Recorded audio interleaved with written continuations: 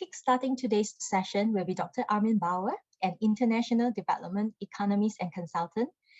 Dr. Bauer brings with him more than 30 years of experience in his related field, and his area of focus and interest is in inclusive business, poverty reduction, labor markets, as well as social protection. So later on, you'll hear more from Dr. Bauer. And from 4 p.m. onwards, Dr. Bauer will be joined by Ms. Ria, the lead for Finance for Sustainability at Olam International Limited, in a robust sharing. The Fireside chat session will be moderated by Rafael, my colleague from Sasin. Okay, now let us welcome Dr. Armin Bauer to share with us the topic on inclusive business, a people-centered approach to sustainability. Dr. Bauer, please. So good afternoon to everybody in Asia. I'm sitting in Germany, and I hope you have a nice day today. Biodata was already said. So what are we discussing today? We will talk about why we talk about the people-centered approach in the context of sustainability, because most people think sustainability is only environment. I think it has something to do also with people. Now, okay, so we will talk about the people-centered approach in sustainability, the definition and the criteria for inclusive business, and why we should promote that, and then how, also from a company perspective, and what the implications are for companies and also for countries. So typically I think this is one too much. Okay, you take out. So when we talk about sustainability, basically there are three ways. Sustainability means the long-term perspective of something. So there are three ways of thinking long-term. One is what is the implication for the environment, for the climate, and so on. That's what most people talk about. That's why they save water when they have a company, or electricity, and so on and so forth. The business case also clear. When they save electricity, they also save some money, so it's clear long-term business case. But then the people case means basically there is a big market which is currently excluded from most business. They don't really look at the poor and low-income people. There's a big market opportunity for them. And really thinking carefully about those people and the markets of those people, that's the people-centered approach on sustainability. Now, what do those people, these poor and low-income people, what do those people really need? They need higher income. So if you have an agro business, for example, basically you need to provide them better income sources, better opportunities for earning.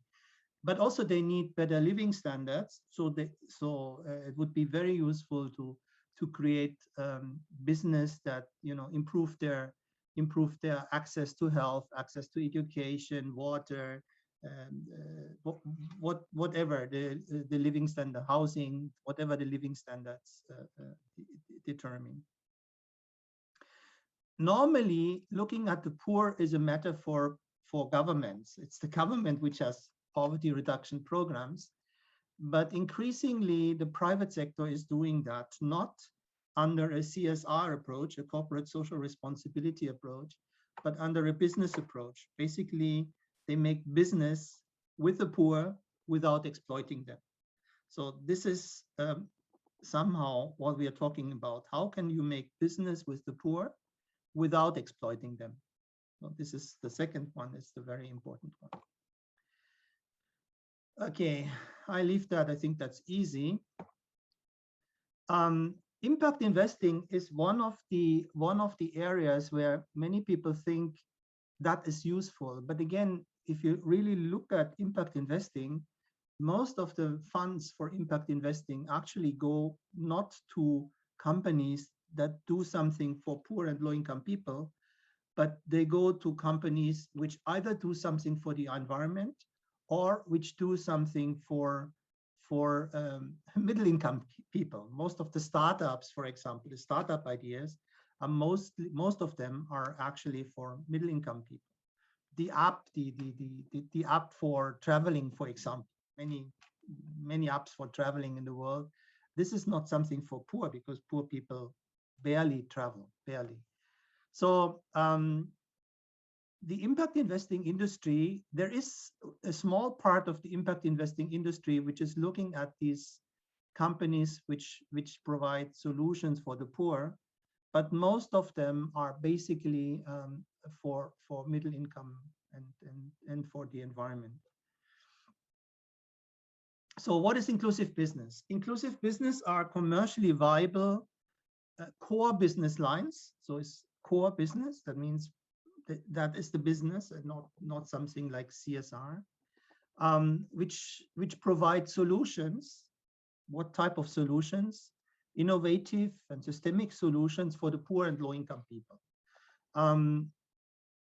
But for the relevant problems of those people, because you can also provide solutions to them which are not relevant. You can sell something to them and they buy it even, but it is not really relevant. So if you sell whatever, you sell fast food, that is perhaps not very relevant for them. But if you sell water, that's very relevant to them. So inclusive business are trying to deliberately design their business to create solutions for those poor and low-income people, bottom 40%,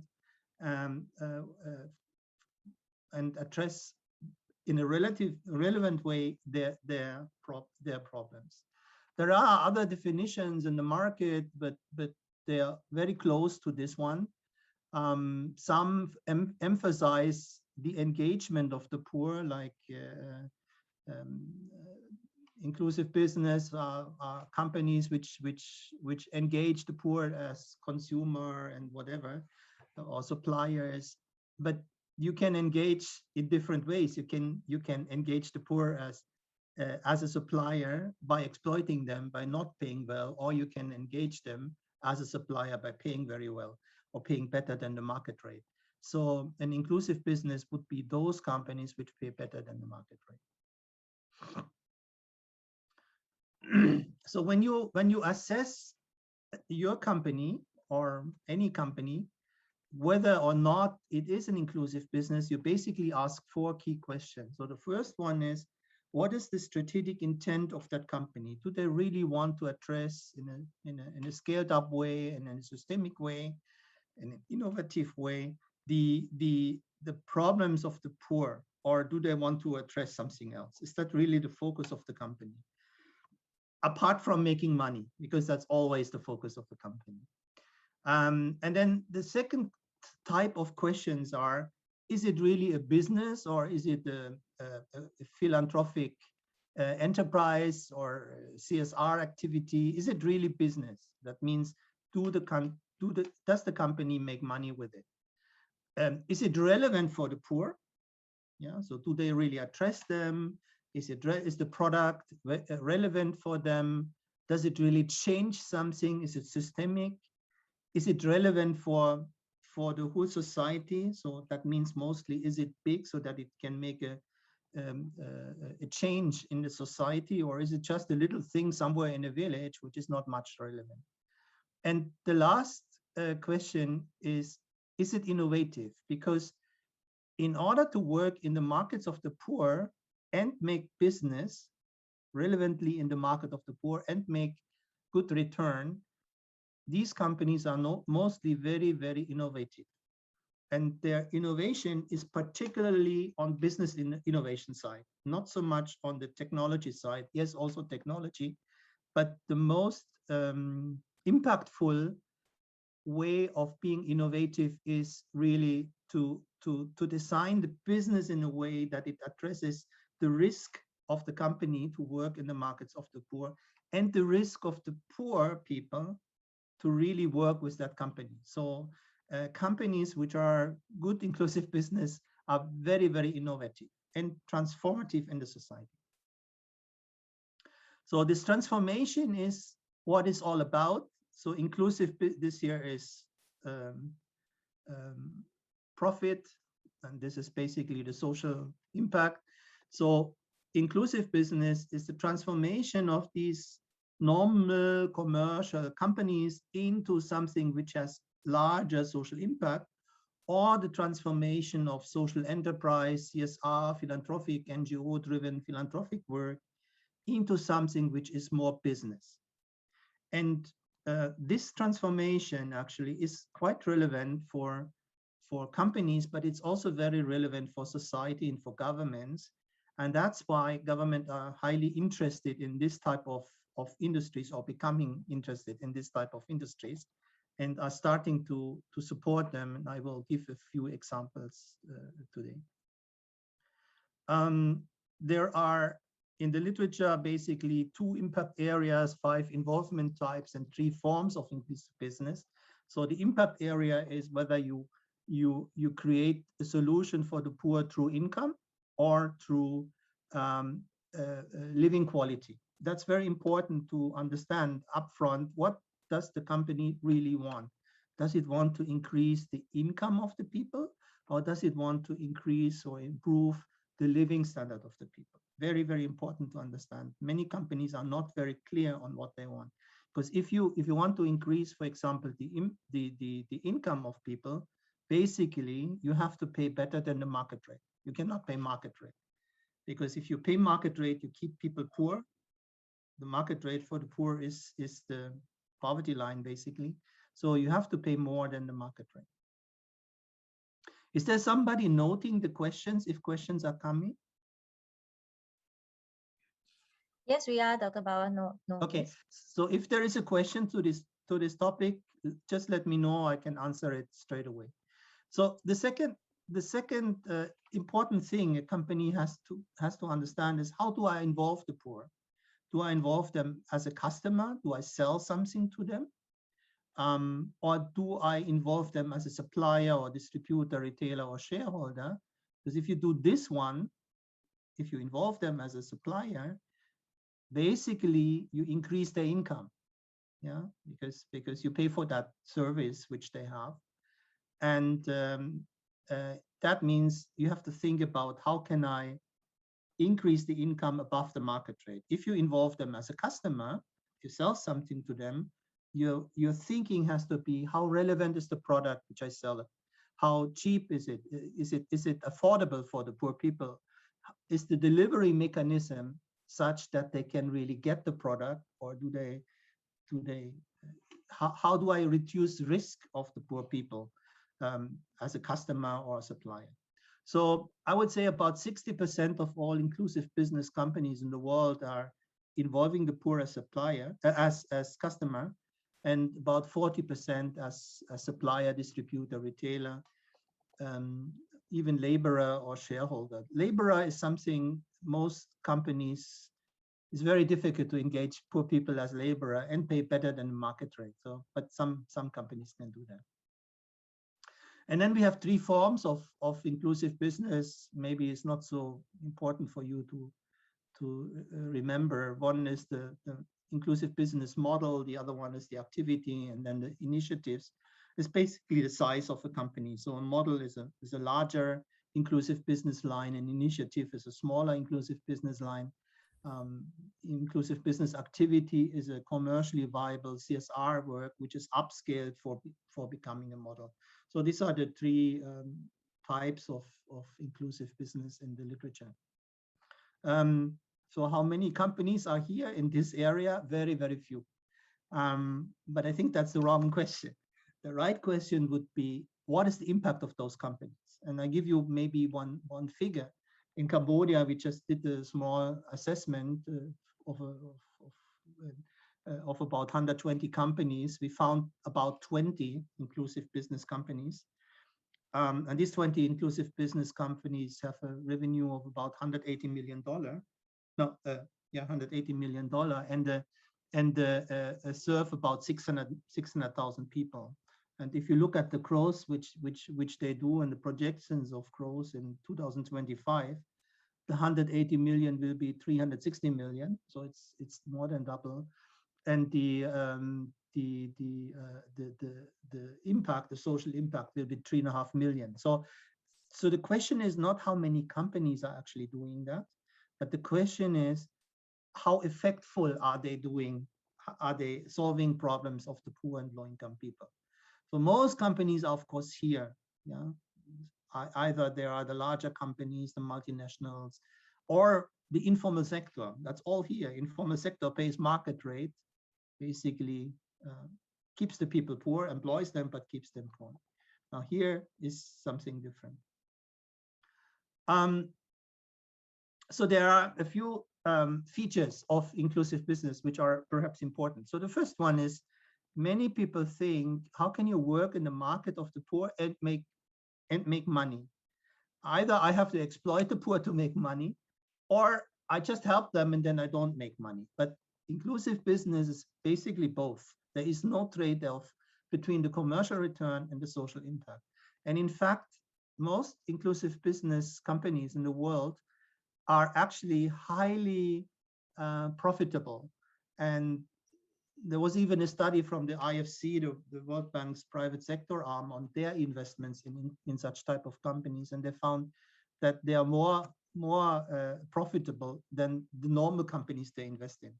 And somehow it's logical, because if you work in that market, you have to basically be very innovative in reducing your company's risk.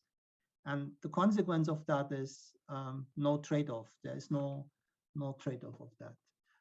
You can find them in all sectors, all company size. Most of them are medium-sized companies, not small ones. Typical revenues, let's say per year, $1 to $5 million, dollar. That's medium-sized for poorer country. Yeah, it's not the medium-sized perhaps for Singapore. They are highly productive. They have lots of innovations in their business. They aim at large impact, so they're not aiming at serving 100 people, but they're aiming at serving 100,000 people. So from the beginning, they are aiming at large social impact. And sometimes it's not the whole company which is doing that, but it's only a business line in such a company. So for larger companies, they might have 2, 3 business lines, so 5, 6, whatever. And one of them is inclusive business. The others is the normal commercial, the commercial thing. So what is important is to really understand, is that the whole company, or is it just the business line, what we are talking about? They have a strong strategic intent. If you talk to the management of the company, they say very clearly, I want to create solutions for the poor. That's basically the mantra of those managers of the companies.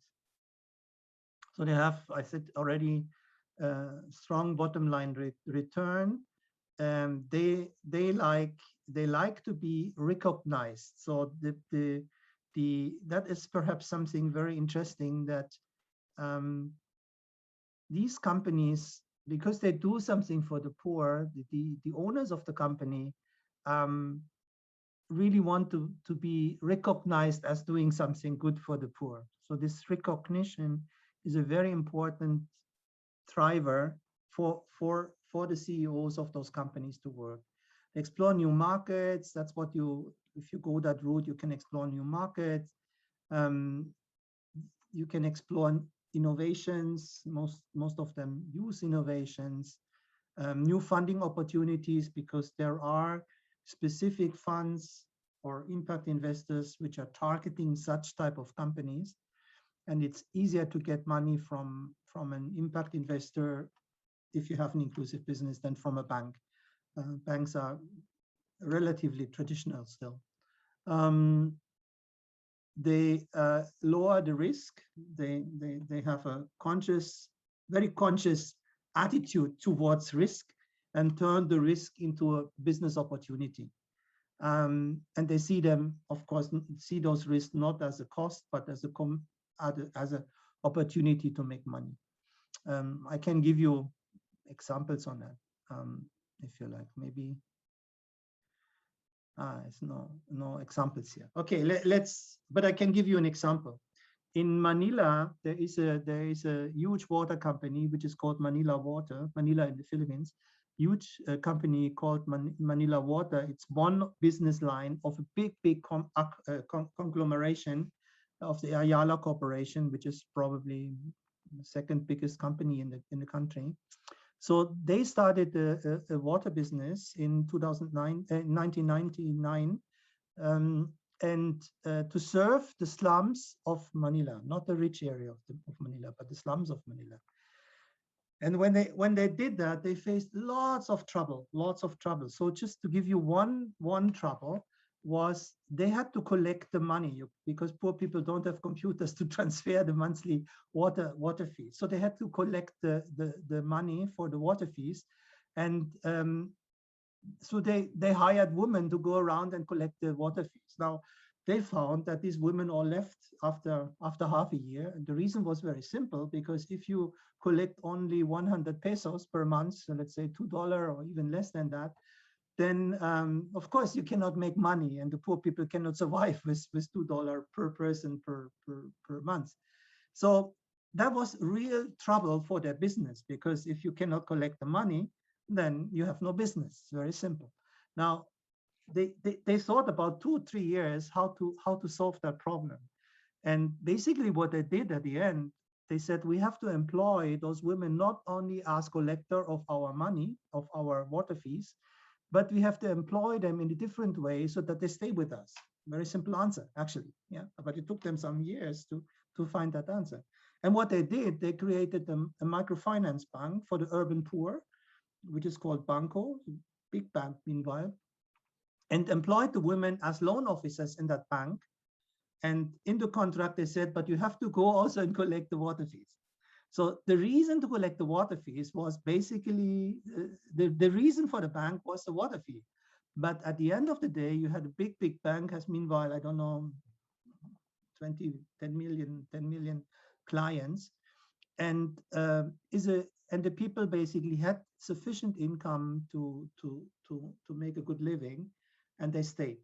So this is one of the business innovations for that company. By the way, the bank is a very profitable business for Ayala Corporation. So they have now not only Manila Water, but also Banco as a business. So they turned this challenge into an opportunity. And they did 4 or 5 other very interesting innovations to really address the problems of the poor. Okay, so we wanted to talk more about why and how shall we promote such type of companies? Why not just leaving it to the market? Why do we need to be active to promote such type of company? When I talk about we, it means basically you as an entrepreneur, you can make a decision to transform into an IB, but also government, yeah, but also business associations, also investors, and other people who are involved in it. So the first point is yes, that is needed. We need to do something to promote such companies. They are not just coming in the market, coming by itself. Yeah, we need to do something. Number 2, is the private sector interested in this at all? Yes, it is, but not the majority of the private sector, but an increasing number of companies is interested in doing that. And is it possible to do that without distorting the market? Yes, also that is possible. You can set incentives which do not distort the market. So typical market distortion is cheaper credit, yeah. So give you or grants, that's a typical market distortion. But you can set incentives which are much more relevant for such type of companies, which do not distort the market. And I will explain a few of them. What is the benefit? The benefit for the poor is clear, very clear. The benefit for the business is also clear. They make money. And the benefit for society and the government as a representative of the society is, of course, also very strong, because here you have the private sector creating or actually solving problems which the government should solve. So if you have a lot of good housing business turning at the market of the poor, you as a government don't have to provide public housing. And if you compare housing done by inclusive business with housing done by the government, you will see very often that the price is the same, but the quality of the housing done by the poor people, by the inclusive business is much, much better. So there is an option for the government actually to solve their own problem through such type of companies. This is the triple win. And the government is also interested in such companies because these are new approaches. So when the government has an inclusiveness strategy, development strategy, of course they want to actually reduce poverty. They want to have a broader middle class, and they are very interested in companies transforming into IB to get them to this higher middle class status. This we said already. Some people say no, this is not needed to promote such companies. Others say yes, it is very much needed, and I explained already why. So the key question is, if it is needed, if you decide to go that route, then there is no discussion about public incentives for such type of companies. You say the market will do it, there will be some entrepreneurs who do it, and that's enough. But if you say it's not enough, will not be enough companies doing that, we need some incentives, then the question is, what type of incentives should government or other institutions actually create? What is relevant for these people? And who is doing those incentives? That's the second question. Who should do those incentives? So actually, these incentives can be done not only by government, but by different partners, and are actually done by different partners. For example, business association can promote knowledge about such business cases. Government, of course, can put up tax incentives or whatever you want. It's not the best example, actually, a tax example. Investors can say, okay, I set up a special fund for such type of companies, and so on and so forth. One important thing is if you want to give incentives to a private sector company, you need to have a very transparent tool which identifies such companies. Because typically the government does not give much incentives to companies except to very large ones. They talk a lot about it. For example, on SME promotion, they talk a lot about SME promotion. Every government has an SME promotion strategy, but if you look at it in reality, there's very, very little concrete incentives going to SMEs. And actually it's clear why, because there are so many, you cannot give to all of those companies any kind of incentives. But if you have a specific type of companies, SMEs, for example, you can say because of the fact that they have such a strong social impact, we can give incentives to such type of companies. And because there are many, not so many, there are very, very few.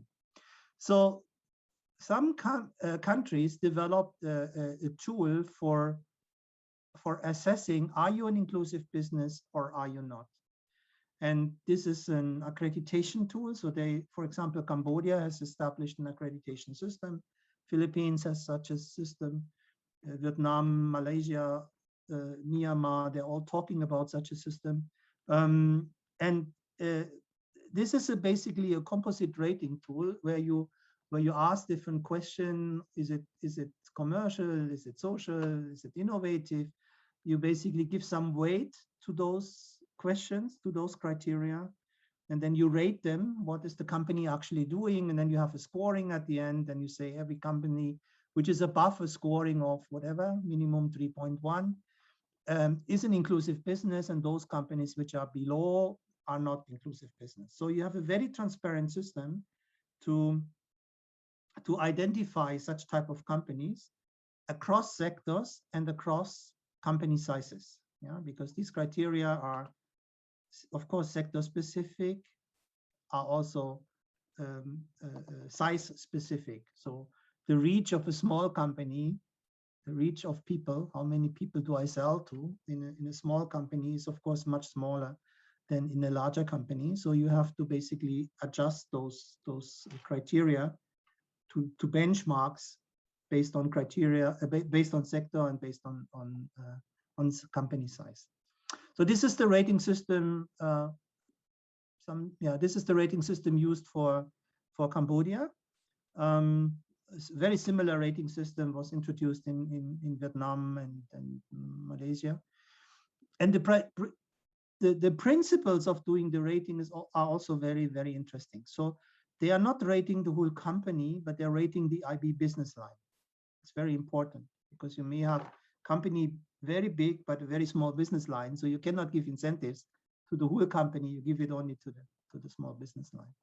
It's for small and large company. One thing is very important, this one here. It's jointly done by government and business association. So this is not something an NGO is doing somewhere in a corner at home and one person is doing. No, it's actually a committee. In the case of Cambodia, it's a committee of 5 government agencies and 5 business associations. So they're coming together and doing, at the end of the day, they're rating, this kind of rating. And the the background work for this rating, the interviews of the companies, the data is all done by an independent third-party technical consultant.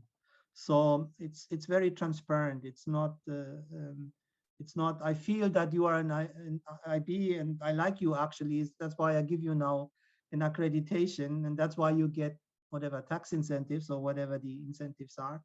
No, it's a very transparent way of doing that. Based on the composite rating tool, I explained that. Now, sometimes you may have companies which are very close to this 3.1 or to the different minimum threshold ratings, but not yet there. Yeah, there might be a little bit less than 3.1. So in that case, if they really have a strong strategic intent to move towards inclusive business, you include them. Or actually those countries I talked about, they include them also as potential IB and then target benefits to them.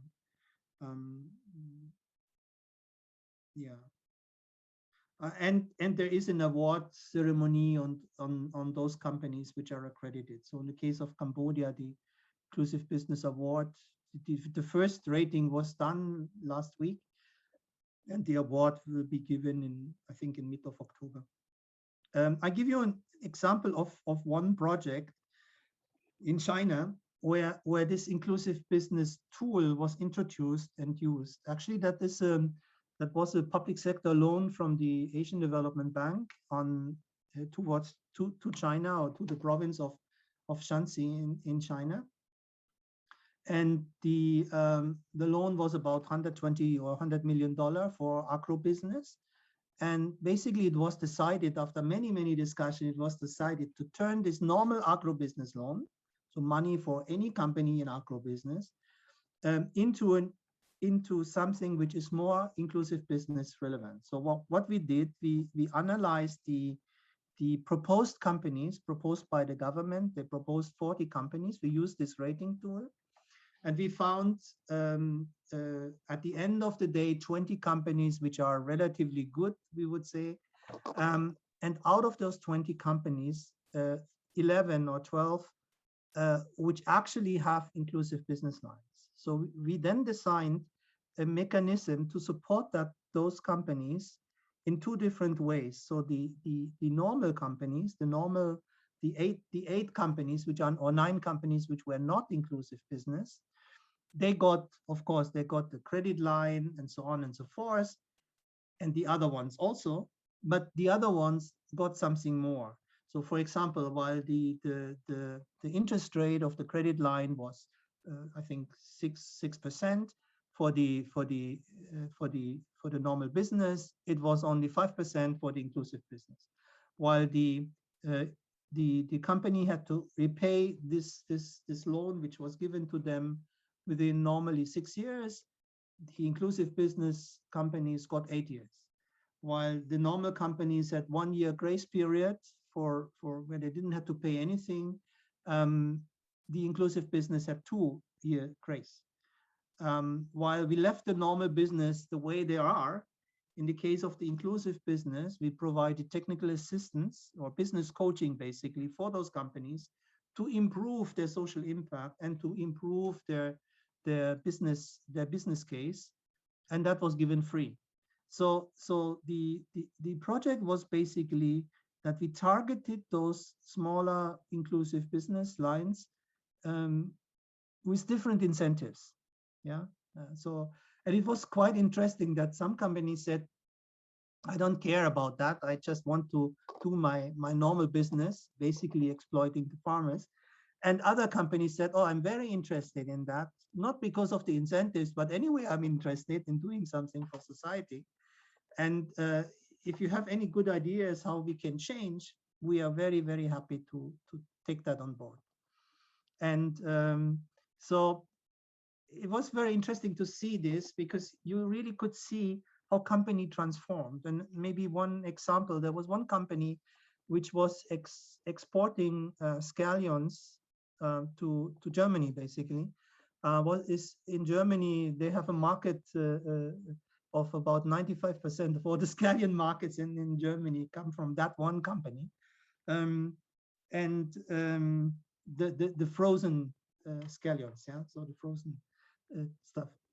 And that company employed basically 4,000 women, mostly elderly women, to do that. Poor people, elderly, poor people. They paid very well to them. So even that business line was already an inclusive business line. But our discussion with that company was, can you do better? Can you engage more than 4,000 people and pay very good market rate? They said, yeah, we expand. We want to do more of the scallion. We have also other markets. We go to Japan and so on and so forth. And then I said, okay, how many more people does that bring? They said 4,800, yeah, from 4,000 to 4,800.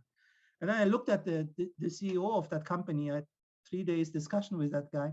I said, you are a really good businessman. You're really, really good. And you very much think about your people in this region. Can you not do something where you can go from 4,000 to 15,000 or to 20,000? And he was scratching his head for 2 days. And we were talking, what can you do? It was very clear, just expanding what he's doing would not work. He has to go to another type of business. And basically what he did, he came up with the idea, or we came up with the idea of collecting berries in the region. There was a special berry, it was a very dry region, so there was a special berry there. And deep freezing that berry into drinking powder, which he is then selling again to foreign markets. A very, very nutrition product, by the way. It tastes very nice. And interestingly, in that business, he could employ, or he could engage 15,000 farmers. So just by talking with him, and that's what I mean by transformation. So this guy is still continuing his highly profitable export of scallions, of spring onions. But in addition to that, he also did the business where he suddenly employed 15,000 people. So I think that's a very shining example. And he was very happy, and he said, oh, and then of course he got an award. The provincial governor came to him and shook the hand, or he had an appointment with the provincial government, and he shook the hand, and so on and so forth. So this person is a typical entrepreneur, which is doing an inclusive business. Now, what can companies do to make this kind of transition? So the first thing is you have to check what you're doing at the moment. Is that really an inclusive business, or is it not? Is it something else? And to check that, there is a specific tool you can use, which is a readiness assessment tool that takes you 10 minutes to go through a few questions, yes, no. So basically, it tells you, yes, I'm on track. And of course, you have to answer the first question honestly. Do you really want that? Do you want to become an entrepreneur which is really serving society, or do you just want to become an entrepreneur? And you don't care about society really in reality, or you care, but you do some CSR or whatever, small stuff. Now, So this is the first one. You can basically assess your business, assess yourself. Do you want to go into that direction? And then basically, perhaps you have ideas. Most people have. Perhaps sometimes you need some additional ideas. And then what some governments provide is free business coaching for such free inclusive business coaching for such type of companies. What we did in the case of this Chinese firm, talking to them on how to change the business, or what, for example, the IFC did, the World Bank's private sector arm did in their cooperation with Manila Water, which took them 2 years to basically create a bank, yeah, for the loan of for the people who collect the water fees. So so you need ideas, and sometimes you have them, sometimes you don't, and you don't because you don't know the market of the poor, yeah. So you need somebody who understands how those poor people function, and I think business is very innovative, but also very learning. So it's good to do both, yeah. So this is the business coaching side, and in some cases you can also have other companies doing the business coaching for you. For example, in the case of Cambodia, we have a very interesting rice company which is doing inclusive business in rice, and that CEO is also the head of the Rice Federation, and he's doing inclusive business type of business coaching to other rice companies. So other rice companies are now taking over some of the tricks he has done to become very productive and very lucrative, very profitable. Or in the case of China, we had a company, both companies in the same sector. One company was really good, the other one was not so good. So we said to the good company, you have to do business coaching for the other company. That's a condition for getting this money from the ADP.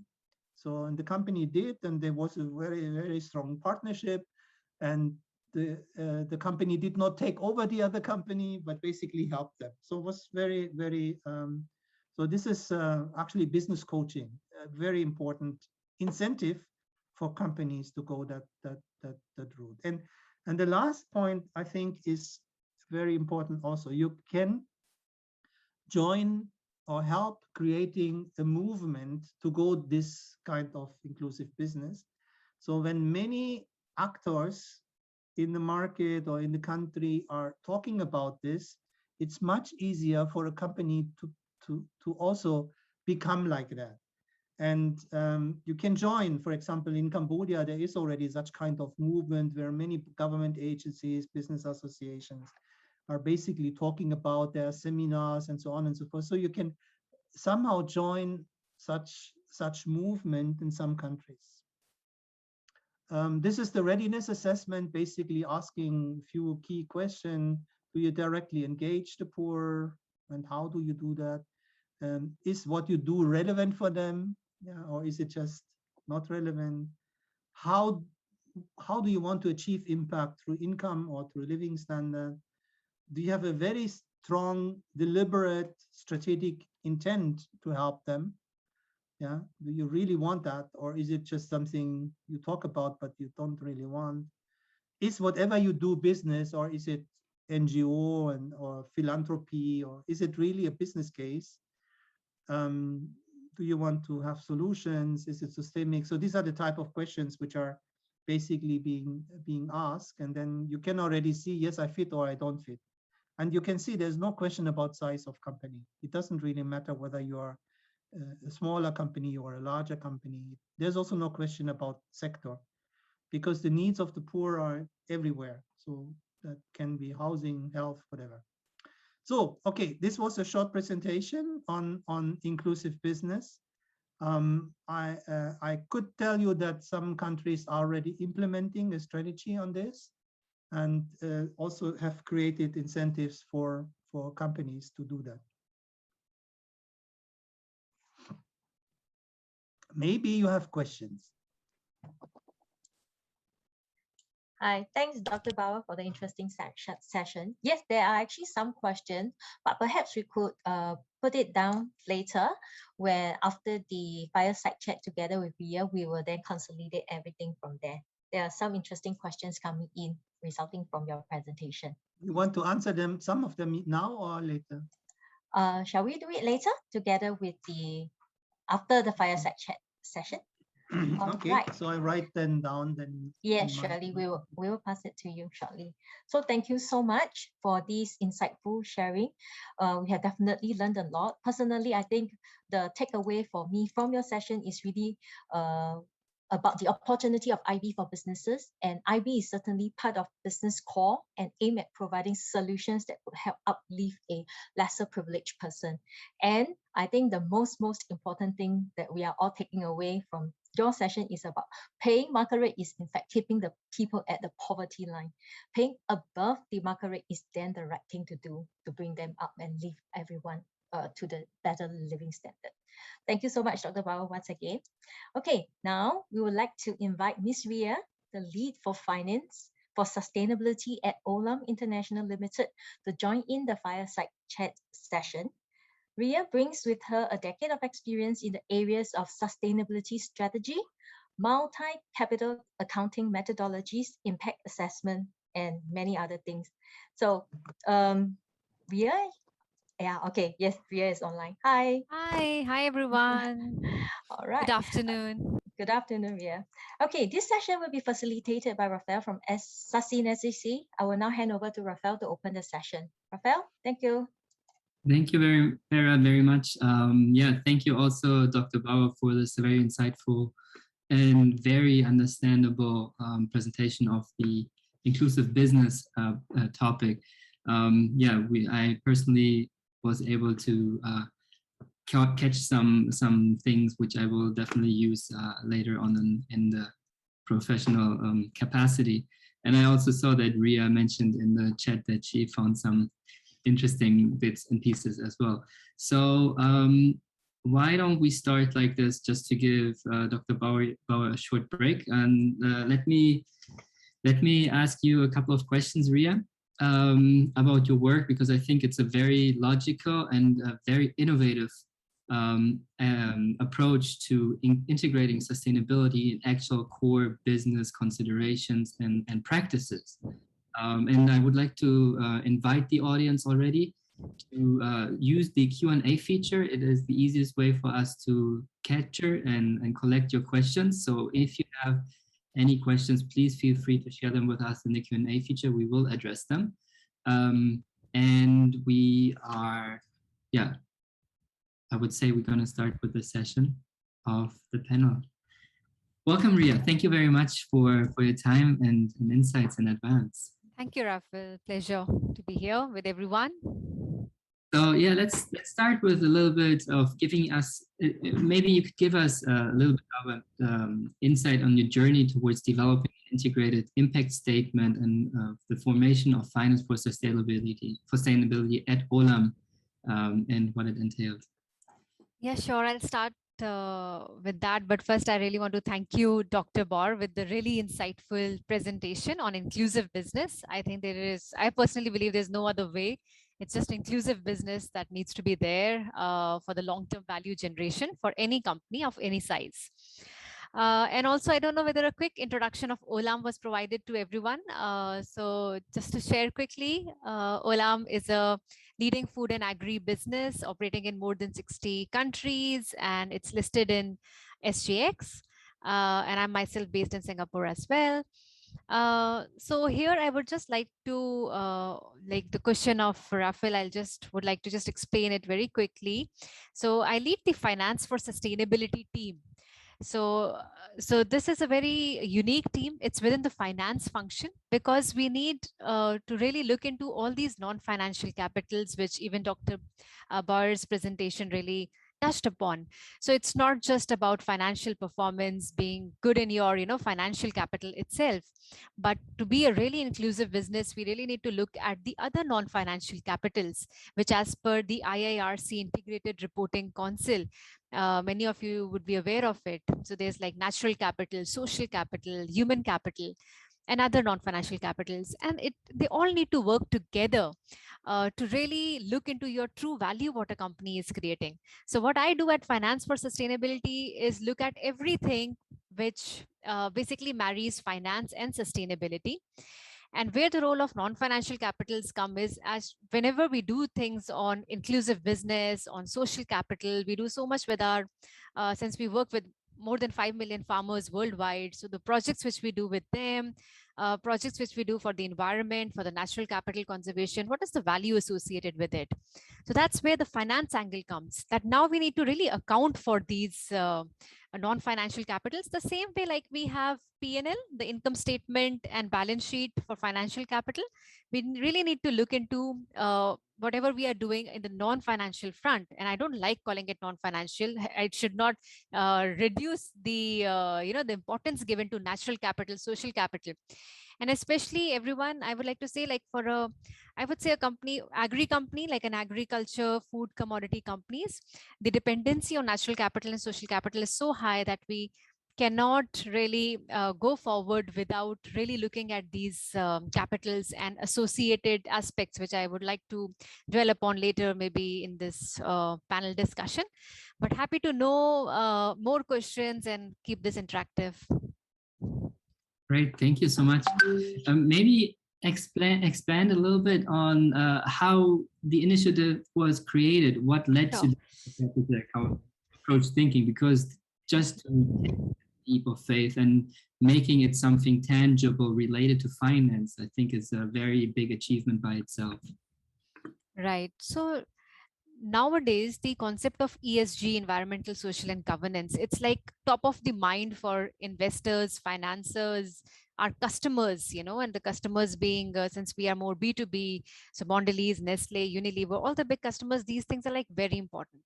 And we started our journey in reporting on non-financial capital somewhere in 2017, where we used to report on just outputs, that these are like the trainings provided, and this is how many, like, let's say, trainings provided to women farmers, or training provided to children, or more on the outputs.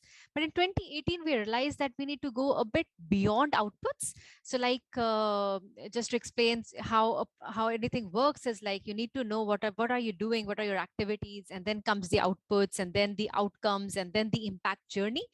So then we realized that we want to reach the impact, where the impact is, to really understand the true value we are creating as a company on ground, apart from the, our financial capital value. So then in 2018, we came up with this integrated impact statement, which is an IAS. You can read more about it on Olam website. So this IAS includes a P&L, a balance sheet, and a risk and opportunity statement for all non-financial capitals, just like it has for financial capital. So we are in the process of developing it, but the thinking is very clear that we need to really give equal importance to social capital, the communities we work with. How are we really bringing the inclusive business into picture? And why is it important? What's the value getting generated? And now this FRS is within the finance function. It actually, what really happens, it includes in an organization, it brings a mindset change, a mindset change that if there is any cost associated with, let's say, forming some, so we have this VSLA programs. I'm just giving one example of a social capital program, which is a village savings loan association, and some other form it is also known as self-help groups. So we do a lot of programs in that, a lot of programs on child labor remediation and eradication. Then on the natural capital front, a lot of reforestation, on soil health. So finance, the accountants or the business should not look at these as cost or the expense, which like the IFRS or the conventional accounting we will look at is like an expense. But in the integrated impact statement, our approach suddenly got evolved, and we thought, no, these are not cost. And in our IAS, we will consider them as investments for our long-term value. They are investments for us to really sustain as a business. So this is how, that thinking got formulated. And of course, it's not something that finance and sustainability department did. There was a cross-functional team which got formed. It has from finance, risk, HR, and of course, BU representatives, business unit representatives as well. And then we started with this journey. But just to summarize Rafael's question, I think it is it's all about, when you start understanding your dependencies on other stakeholders, and also the impact you are making on the wider society. So you really, now is, it's a time that we really need to really quantify and monetize this, and just not look at the our simple, our profit and loss and financial, but also look at similarly look at what is your natural capital assets, what are your natural capital liabilities, what is the value you're creating for the society. So we are now applying all these, the rigor of finance. We look into methodologies like social return on investment, what is the SROI, what is the social impact, and really, and then because we consider that as a, if there's something social returns generated, it's basically a revenue kind of that is generated for the society and for the larger well-being. Mm-hmm. Great, thank you very much. I'm just curious, like how is it now actually in practice? Like how much impact do you put on those ISS statement measures in going forward in the strategy creation? Yeah. So whenever we are, so every company is different. And I think in the audience, I'm not sure whether they are from different SMEs or different industries. So every company is different. What is the material impact for each of different companies will be different. For agriculture is different. If you're a telecom, construction, if you are into marine shipping, your impact and dependencies will be different. So I'm just talking about an agri sector perspective. So if we know that our impact or dependency is more on, let's say, we see an issue of child labor more in our cocoa plantations, or if we see that we need to do more on income diversifications for the women farmers, so that they have additional sources of income, rather than just cocoa plantation. So what this IAS really helps us is to understand that these are the impact areas where our investment should go. Because as I said, we call them investment. We don't say if we are spending so much money, we are working with NGOs and other, it's some cost or anything. It's our investment. But if you understand the impact in dollar term, then you exactly know where these investments should be channelized. And second thing which IAS brings is that mindset change. As I said, that is really required, that we should not consider these as cost, but these are investment for long term. And this definitely helps, and we are building this IAS, and we hope that just like we have review meetings, business review meetings for quarterly financial reporting, we should also get, and the management and the board should also be discussing on these impact areas as well, which FRS believes, the Finance for Sustainability Department believes, is equally important. And this is more from the social angle. If I take an example from, let's say, water use. Right now, I've seen a lot of, everybody's focused on water efficient. If you have 2 manufacturing plants, you need to be very water efficient, reduce, this plant has reduced its water intake, the water efficiency has increased. But now with impact, when you reach at that impact measurement phase, you look at broader surrounding impact on ecosystem as well. And what we found that the hidden water impact was more in one of our plant, which was actually more water efficient compared to other. Because it's not about water efficiency more, it's also about looking at the local context, the water stress level around, what would be the human health impact, what is the other users of water. So looking at larger context, and I believe like most of these things are very regional, very localized. So you have to really look into more local approaches and understand the needs and the issues of the community or the environment. Thank you very much. That is super refreshing, and I love the definition of viewing it as an investment and not as a cost, but rather like a forward payment for future development of also in a commercial sense in a way, right? So let's pause here for a second and let us have Dr. Bauer join us, because I think it's quite interesting what you just mentioned, like in connection to his presentation of the 3 main criteria of defining an IB, basically, right? Commercial viability, while having a responsible core orientation, providing systemic solutions that are scalable and innovative, and also tackle relevant problems of local income communities. This is basically what you described in a way with the project you just highlighted. So Dr. Bauer, would you mind to just put it in layman's terms again for us, what the 3 key benefits of adapting a strategic IB focus for an SME are and can entail? And also, we had a question, let me just look it up, of let's start with that. We have a question in the chat group. I would like to encourage everybody to put the questions in the Q&A feature so we can track them a little better. But I will find the question and I connect it to what I just mentioned. Dr. Bauer, to you.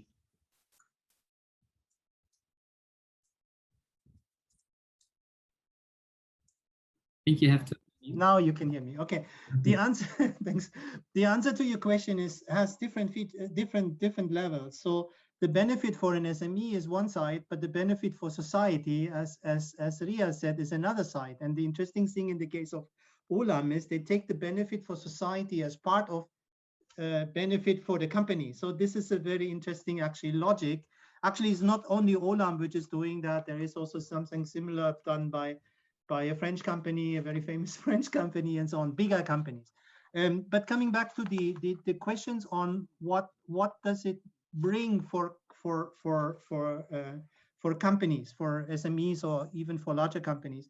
So basically 3-4 things. So number one is you can expand new markets. Yeah, the base of the pyramid, the BOP, is a market which is currently not being much served by companies. And when it is served, then it is served with crappy products, very expensive products, really expensive products, or served through very exploitative mechanisms, exploitative for the poor people.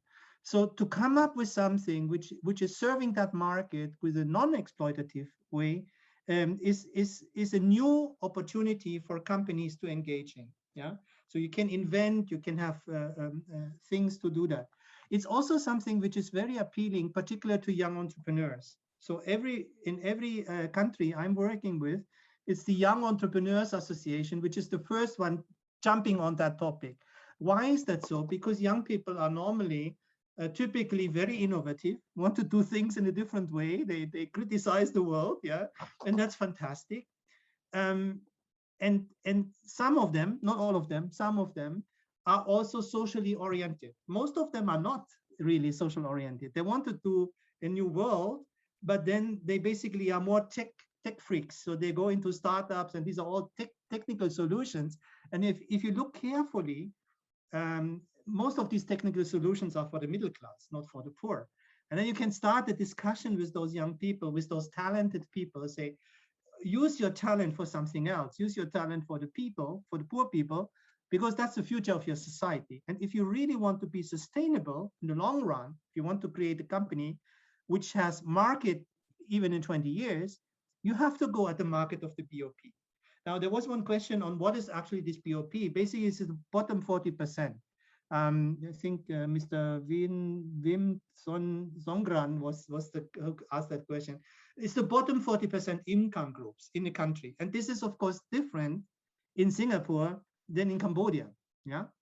So a typical, I would say, it's the people earning per day, per capita, maybe $3 a day in a country like Cambodia. In a country like China, it's maybe $5 a day. So you can calculate 5 times 5 people per family times 30, then you have the monthly income roughly. Yeah, or you have times 2 basically, because you have 2 income earners. So basically, it's in the case of Cambodia, the people with less than $500. So that's the BOP. And then there was one more question I want to also answer in this context, namely, does inclusive business make the government more inefficient? Actually, it makes them more efficient, because if the government is really seeing that the private sector has a solution for societal problems, they withdraw from doing that. But for example, my discussion in Malaysia is a very caring society. So the government of Malaysia is caring about the poor left and right. Yeah, they care so much that the government takes over enterprises, social enterprises mostly, which are having solutions for the poor. And the moment the government takes them over, they actually destroy the innovativeness of that company and destroy that company. So in the case of Cambodia, and not Cambodia, Malaysia, we had a very, very strong discussion with the government, particularly with the social ministries. You have to withdraw, you have to give space to the private sector to come up with innovative solutions. You cannot do everything by yourself. And so with inclusive business, we started a discussion, can you get out of this? And of course, we used also the argument that saves money for your budget. Yeah, I mean, that is the other argument, because if the private sector is doing, you don't have to pay for it. And actually, you can even get money because the private sector is paying taxes. So it is not making the government more inefficient, it's actually making the government more efficient. And the real interesting case is, how do you get the government to understand that? That's why, for me, if you want to promote inclusive business in a systematic way, you cannot do it in the private sector only. You have to reach out to the government. You have to reach out even to the impact investors. You have to reach out to the consulting firms which are providing business coaching, but never ask the question on social impact, as for example Olam asked. They don't know this tool. If you go to KPMG and then whatever, they have no clue about that. Yeah, but to engage them into this would be very useful. In Cambodia, for example, we do that now. So in Cambodia, we're working with the Cambodia Chamber of Commerce. They do business coaching through a Singaporean, let's say KPMG company. I don't know what company it is. So it's a big, typical business coaching company. And they introduce now inclusive business features in this type of work. So to answer your questions, there is a lot of benefits for SMEs, but there are also benefits for society if you go IB. Great. Thank you so much. Maybe let me piggyback on that answer. And can you state in a few words, where do you see the biggest opportunities for filling a market demand at the moment that IB could provide? And whether IB has preferences for cross-border activities, or can it be focused on localized efforts? Yeah, so the market is everywhere. The market is where the demand is. So what do the poor people want? So basically they want everything, because they want to become not rich, they want to become better. So they want to send their children to good schools, yeah, and which are affordable to them.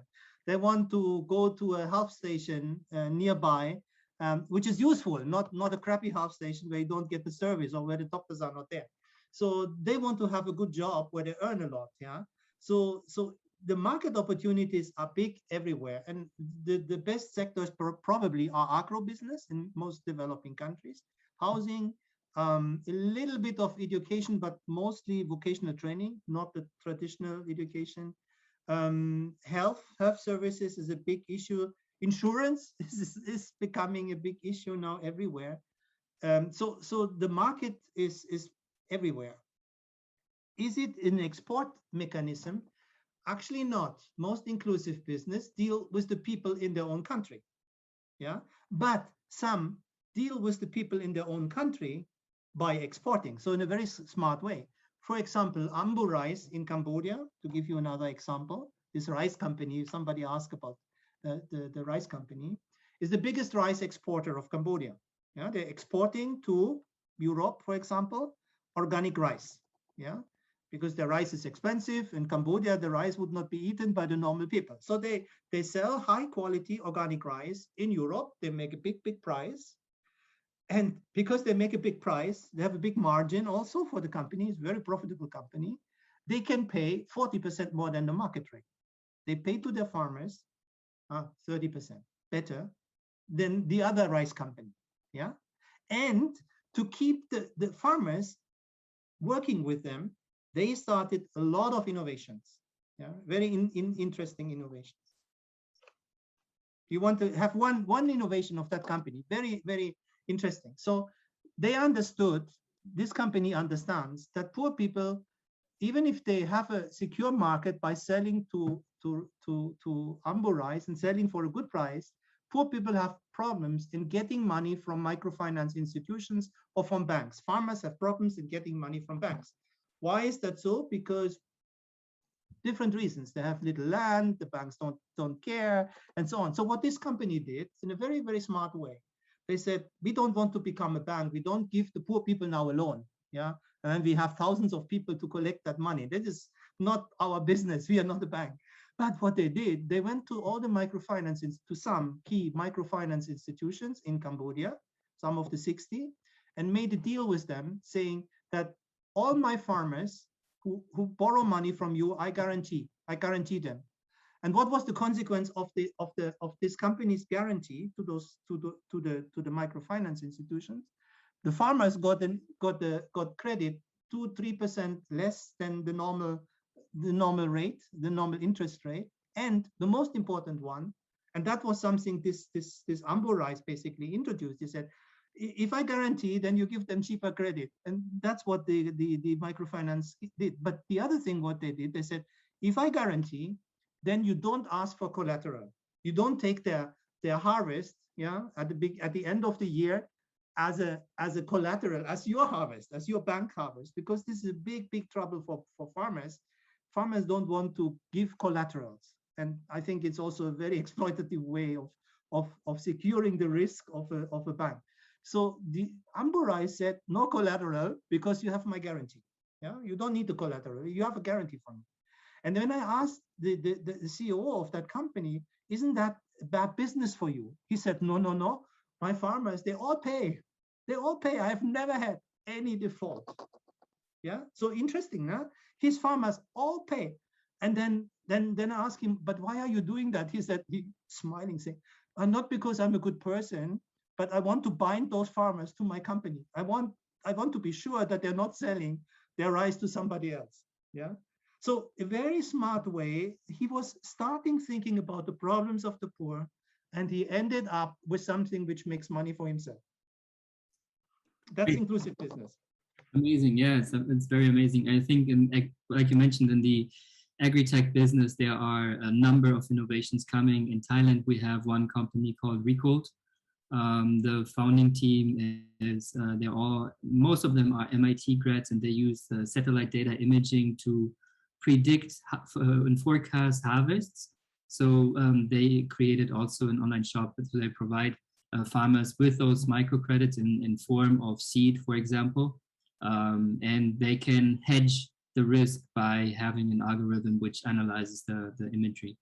I wanted to open this conversation to you, Ria, as well, and maybe in the direction of how do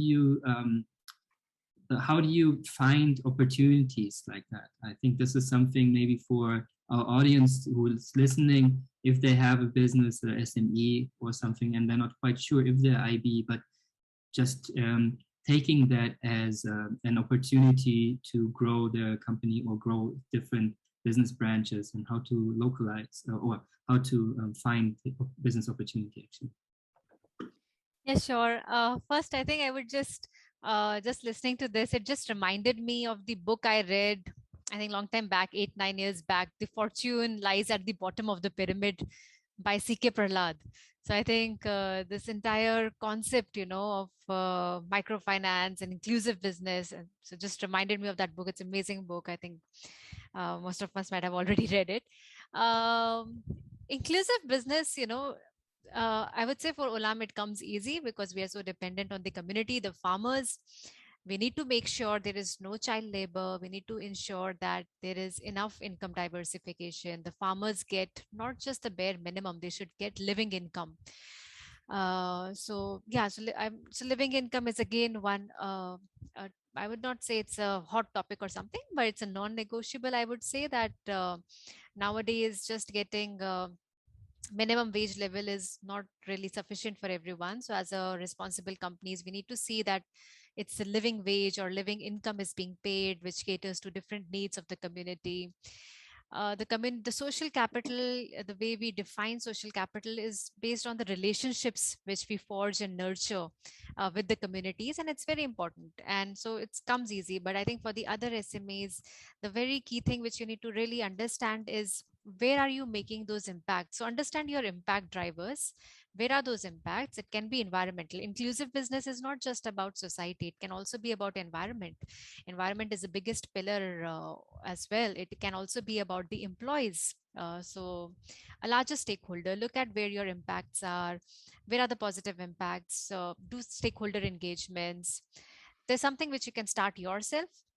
There's something called materiality assessment, which we do every year, or I think twice a year. It doesn't change that often, but just to understand, since for a larger company, of course, if you're working in different regions, different geographies, different businesses, your materiality may differ. Somewhere, there is a more need for the people you're working with.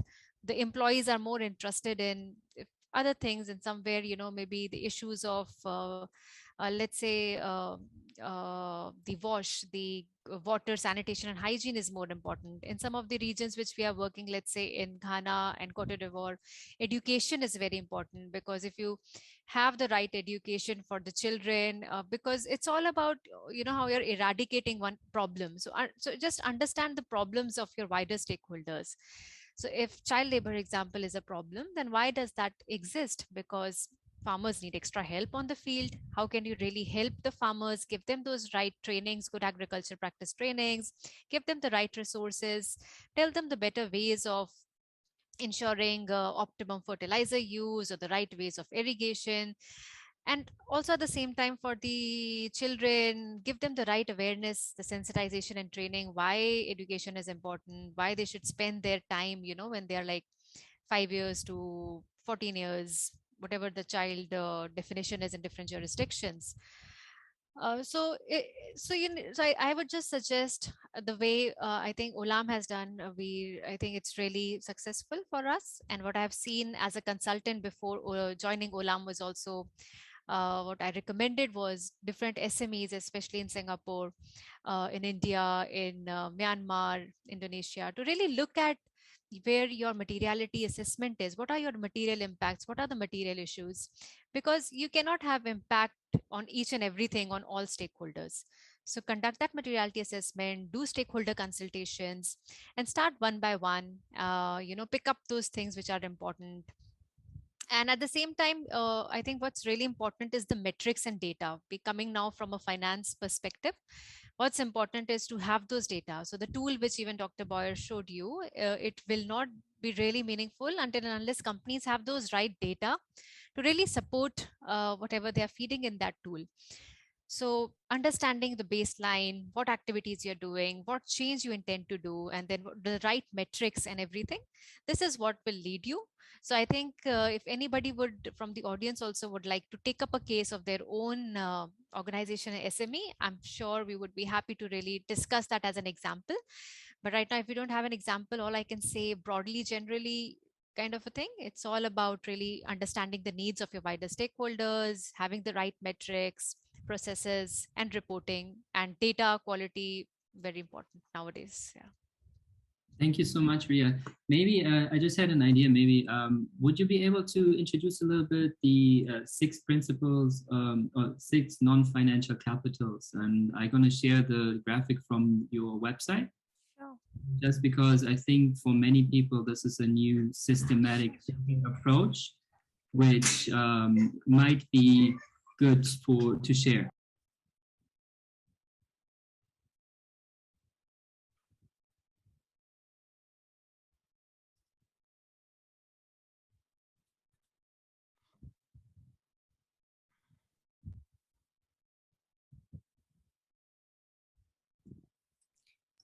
Yeah.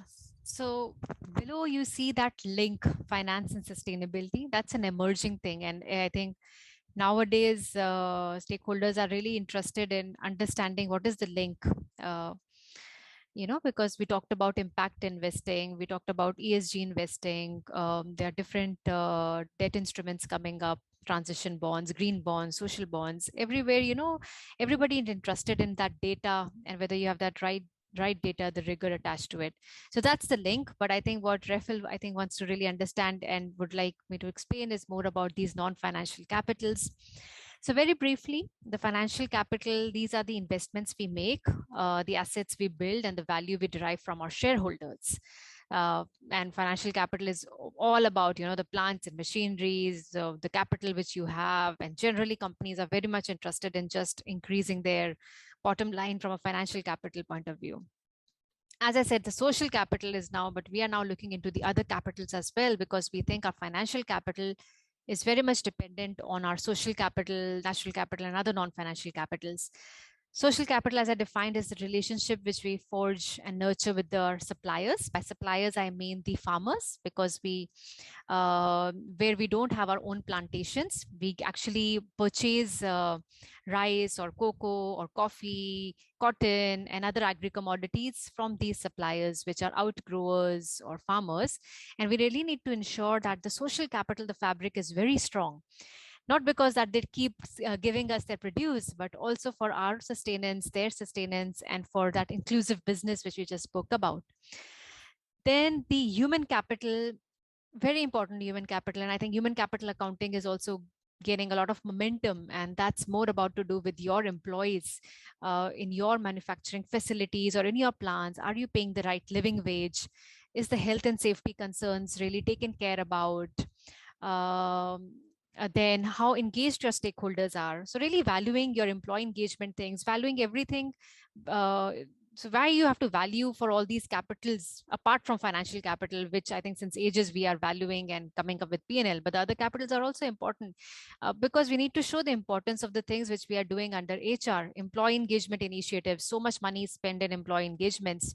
We need to really show also that what is the return of these employee engagement initiatives. So human capital is your talent, skills, dedication of your workforce. But the accounting comes when we really account for what are the impacts on human capital, what better you can do, where are your investments going, what are the returns, really understanding the human capital as well. Natural capital, I think, as the name suggests, everyone will be it's the environment, the land, water, biodiversity, the ecosystem services where we all depend upon. Just to share an example on natural capital, how important it is with everyone. I didn't knew this, but lately when I was going through the ledgers and everything and speaking to my CFO and all, I realized that we pay for pollination for our almond plantations in California and in Brisbane in Australia. We pay for pollination. I was so surprised that we do pay for pollinations. The bees are supposed to do that automatically. But now, they're commercial companies, they're coming and they're paying for this pollination, and like there are millions, 2 to 3 million USD being spent annually on this. And that was really disturbing. And we realized that even if these commercial bees come and pollinate our farms, almond plants, the production was not really increasing. And because those bees were so overworked, they didn't have a natural habitat. They're commercial bees. So it was a expense, and we are spending so much money on these bees, commercial bees coming and they're doing pollination. But it was not really, the productivity was not going up of the almond farms. So the solution was that now we really need to create for, there are hedge grows, they are natural habitats for bees. So we really invested in all those so that they are natural habitat for bees. Bees keep coming because these things, the natural capital, everything, you cannot replace, you cannot commercialize. So we invested in that. And now thankfully we have bees which are in natural habitat. They pollinate our farms. We don't necessarily have to invest so much into commercial bees. We're just giving an example that how much dependent we are on these natural capital, just giving in a pollination example. But of course, on soil, water, fresh air, everybody is dependent on, businesses are dependent on. So when we talk about inclusive business, we also look into larger from social capital, human capital, also the natural capital. And of course, there are other capitals as well. The intangible capital is the trust of our brand, the Olam brand. Intellectual capital is all the IPs. So @Source is one of our digital platforms. So any knowledge, any IP that we have created, so there is a value associated with it. Manufactured capital, everybody knows, like it's equipment, tools, infrastructure, or something new which we are creating for the safety and sustainability of our products. So those are manufactured capitals. Right now in the integrated impact statement, we are just focusing on natural, social, and human capital. Hope that's clear. Thank you so much. I think the bee example is excellent because it not only highlights the the system thinking approach you take to it, but also like the future impacts of climate change played into that. And I think this will impact a lot of variety of agricultural sectors all around the world, where the system thinking, we explored it more in our first session. So for anyone interested in a systems thinking introduction, Sander Florian of Moss Consultant Capital, he gave a speech in our first session. The recording is available either on the SMU UOB SMU Asian Enterprise Institute website or on sasin.edu on our website as well. Let me jump over to Dr. Bauer on this, because you mentioned a lot of innovation and a lot of system thinking, and many things don't create like the pollination example, like helping the bees to settle and rejuvenate, so to say, their natural abilities, doesn't create short-term impacts. So you might have double capital expenditures on that side. So I would like to come to you, Dr. Bauer, with the question about funding. I know in our pre-conversation I mentioned a little bit of funding gap, but maybe we can twist it around. How can SMEs actually access IB funds or funds to execute an IB strategy, which in the short term might not become profitable, but is a cost on the balance sheet? Yeah, the question is a well-placed question. How can they access funding, or why don't they get the money? So the answer, if you ask the other side, namely the guys who provide the money, I mean, the Olams get the money, no problem, yeah. But the small or medium-sized enterprise does not. So some do not. So if you ask the other side, why don't you give the money to them? Also, you want it. They have two answers. Number one, I see a risk in that company, and that's not a trust. So a risk. So the companies have to think more how to address business risk, as well as, and that's the interesting thing, BOP risk, the risk for the poor and low-income people, or what Ria says, the social capital type of risk, yeah, not the financial risk. That's one answer. So I see a risk, and then my question was to those impact investors, because they're sitting on tons of money and they cannot get rid of it. Yeah, they really sit on money but cannot spend it. So they have a problem. They want to spend more, and you have companies who want to get the money, but it doesn't come together. So the impact investors say, I have tons of money, but I can't get rid of it because, number one, I see risk in that company. Number two, the business plan is not very well. So the answers to how do you get more money from a societal point of view is you have to reduce the risk.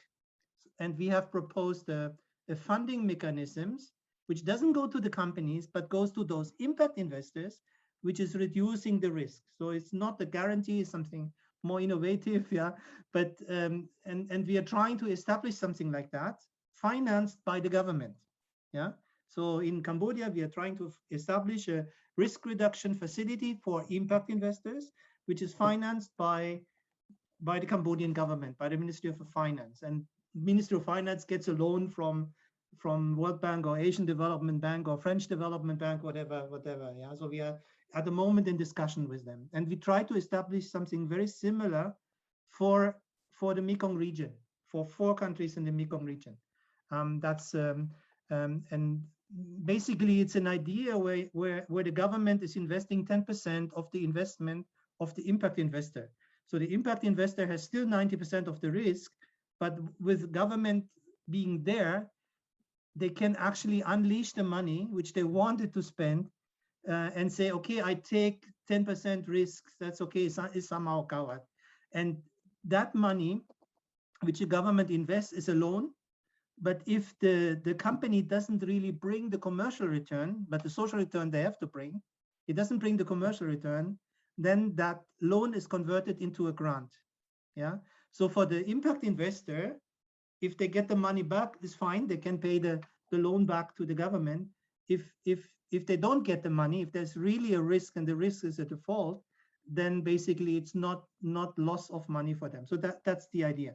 But the second point is we have to improve the business plans of those companies, of the SMEs. And that means you have to invest in business coaching. The government has to set up a facility for business coaching. And I think this is very important to really think. And maybe one more point on Olam, since we have Olam there. There was one question, and that's somehow related there. Olam has a lot of companies in their value chain. They work with smaller companies, and no, that you work directly. You do, yeah. So okay, was the Indian, yes. Okay, so they have also companies in their value chain, and they can basically, Olam could decide, and I think they do that, to choose inclusive business companies which are suppliers to their value chain. And Olam could also think about, okay, I can provide a guarantee, for example, to those companies, similar what Andurrais is doing, yeah. If we reduce the risk of those companies, yeah, or Olam as a huge company is actually maybe co-investing in this risk reduction fund. So you could ask Olam, do you want to invest in the risk reduction fund in Cambodia, for example, or in Vietnam? And Olam says, okay, I give you $1 million, yeah, out of the 20 million we need, and the other 19 we get from somebody else. So that would be one way of doing that. Now, there was one question: why is Olam not registered as an inclusive business, or why is it not? Is it an inclusive business? No, it's not. And yes, it is. So yes, it is from what it is doing, but it is not accredited as an inclusive business because in Singapore there is no inclusive business accreditation system. Very simple, yeah. But if you work, for example, with an agro business in Cambodia, you can propose that agro business, or even your own. If you say we have own investments in Cambodia, if an own company there, we can accredit that business line in Cambodia as an inclusive business. But what we really want to do, what we had a discussion on, an initial discussion on, is how can we get countries like Singapore and Thailand, which are a little bit, reluctant to commit as a government to go into this IB discussion. How can we encourage them to join the IB discussion? And the reason why they are reluctant is not because they are stingy or something like that. Yes, that also, but that's not the real reason. The real reason is they think the private sector is doing by itself. We don't need incentives. Or they have never heard about inclusive business. So what we need to do is really spreading the word on what inclusive business is, doing advocacy, for example, in Singapore, together with Olam. That would be really super, because the government is listening to Olam, and then we have to bring that message there and say, but actually, if you really want to promote that type of companies, you have to do something as a government. You have to set up an accreditation system, for example, in Singapore, so that we as Olam can be accredited, and many, many others more. I know at least 5-6 companies from Singapore, yeah, which have inclusive business line. I'm sure there are 50, yeah, I'm sure, or 100, and they don't find any platform to exchange because there is no discussion on inclusive business Singapore. It's the same in Thailand. But if you go to Cambodia, completely different. There's a very strong discussion on inclusive business in Cambodia since 2 years only, yeah, driven by basically Ministry of Industry and supported by Ministry of Economy and Finance and Ministry of Agriculture and business associations and impact investors and so on and so forth. So it's a real dynamic. And next year, for example, in Cambodia, they do an ASEAN summit on inclusive business next year. Next year's Cambodia heading is ASEAN. So you will see a big discussion also in the regional context. So I think it is quite important to spread that message more and to include countries like Singapore, Thailand, even China at a more systematic way, Malaysia, these richer countries, because they have companies which do inclusive business not in their own country, but in other countries. Yeah, so Olam is not doing anything in Singapore. Yeah, they have no farmers in Singapore, but they're working with farmers in Africa and in Asia, And these can be the inclusive business parts. Great, thank you so much. Maybe I can just jump on that question a little bit from a different angle. And we talked about how can private companies collaborate jointly, achieve business IB promotion separate from the public sector or PPP if the latter is a little bit slow in adoption. Yeah, the first thing is, jump into a movement. Yeah, so the first one is, commit yourself, to jump a movement. Go to those seminars like yours or what you're doing at the moment. That's one thing. Second, if you have an interesting business model, write it up, share it, or ask in Cambodia the ministry to write up a good case. Write it up, share it with others. And thirdly, I think you can also help other companies, like what I told you in China. We had one company helping the other company, Olam. I think Olam can help many companies, in their value chain to become inclusive business, even if they're not yet. So the key question for Olam would be, my dear partner company, what are you paying your farmers? And then most companies would say market rate. And then Olam can say, that's not accepted. You have to pay better than market rate, 20%, 30% more than the market rate, not just 5% more. That's not enough. That doesn't bring anybody out of poverty, but 20% brings you out of poverty. And then the company starts thinking, so what can I do to achieve 20% more than the market rate? For example, of course, new technologies, but intercropping is one thing. You increase the income in the same space where the farmers are working by having 2, 3, 4 products. Intercropping, typical thing.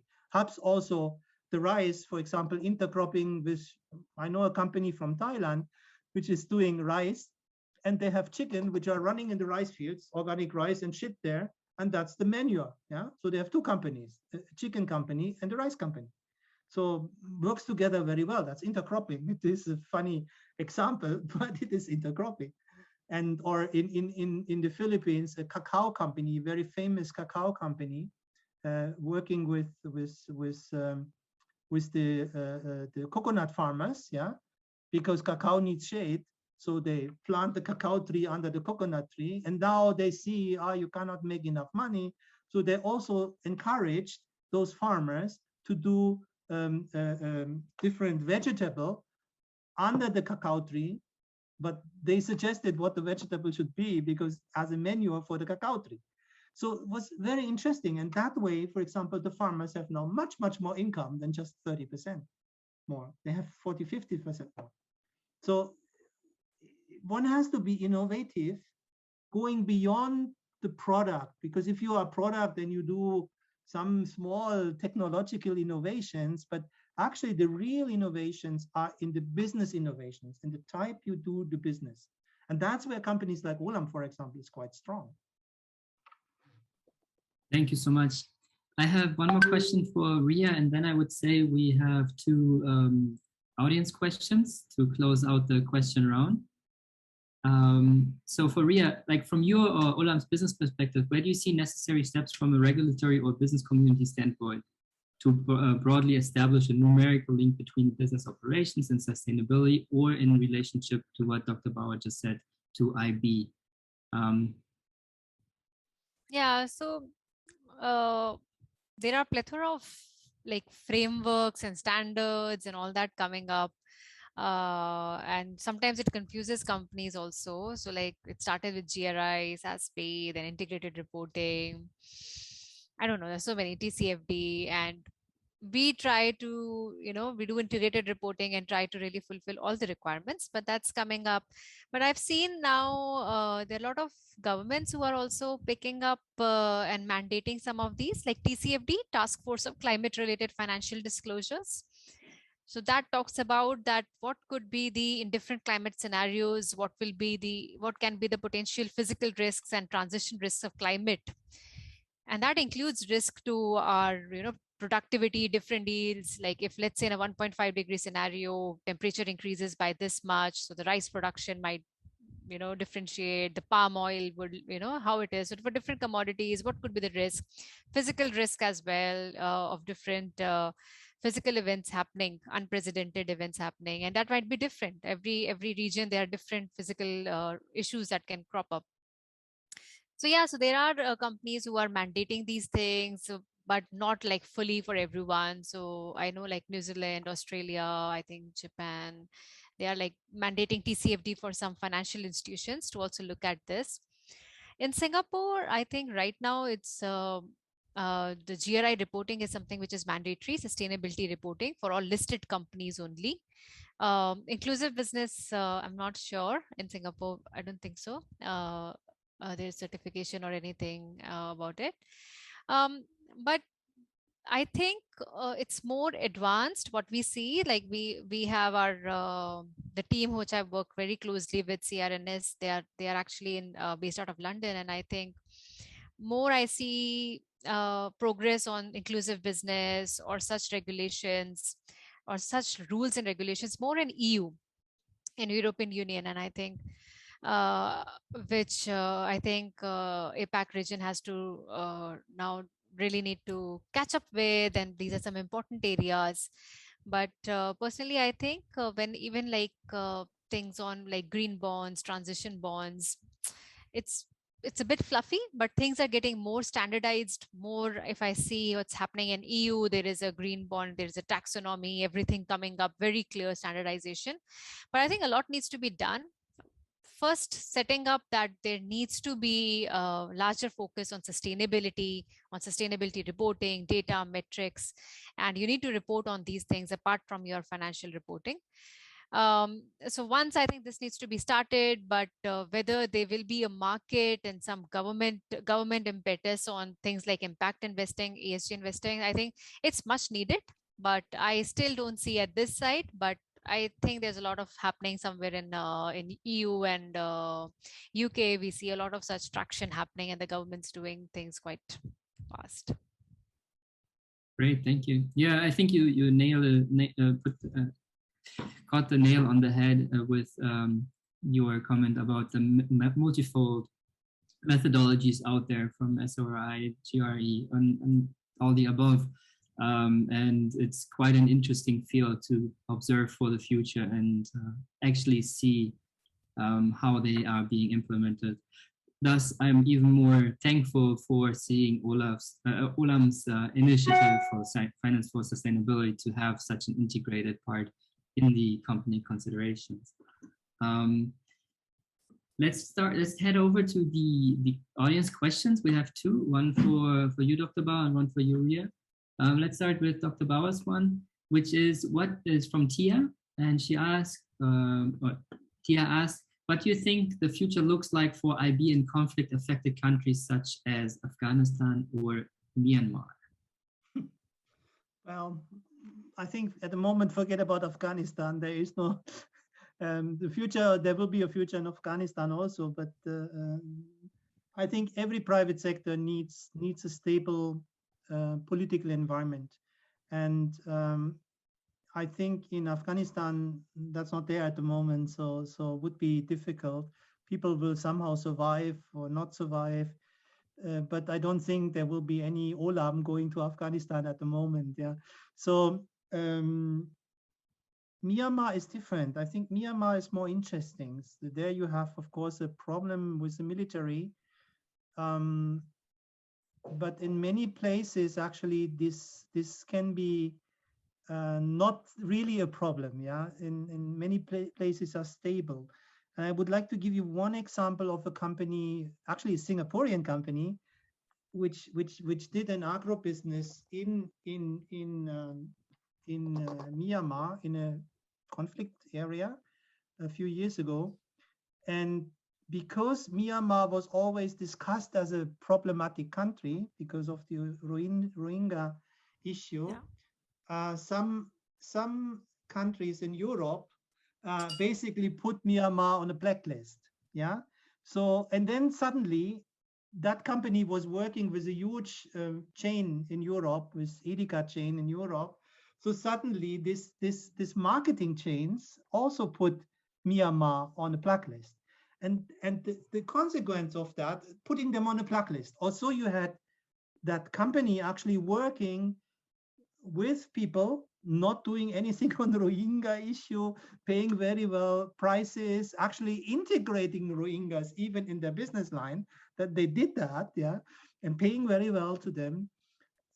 Suddenly their market broke down because there was a political non-understanding, in this case in Europe or in Germany, on what happens in such conflict areas. So I'm always a little bit skeptical when I see how quickly people make decisions based on their feelings without really knowing the local situation. So this Myanmar being labeled as a problematic country because of Rohingya, yes, you can label it was not good what the military did on the Rohingya side, for sure. But it doesn't mean that everywhere in Myanmar you should start a business. But that actually happened. So once you have a discussion on, for example, accrediting companies, if this company would have been accredited in Myanmar as an inclusive business, and you check really, you know, is there any human rights issue and so on in the company, that's part of the criteria, by the way. So once it is officially accredited by the government, plus businesses officially, yeah, not by some NGO somewhere, like all those standards. I'm against all those standards. I find them really confusing for companies. Even B Corp, yeah, I find confusing.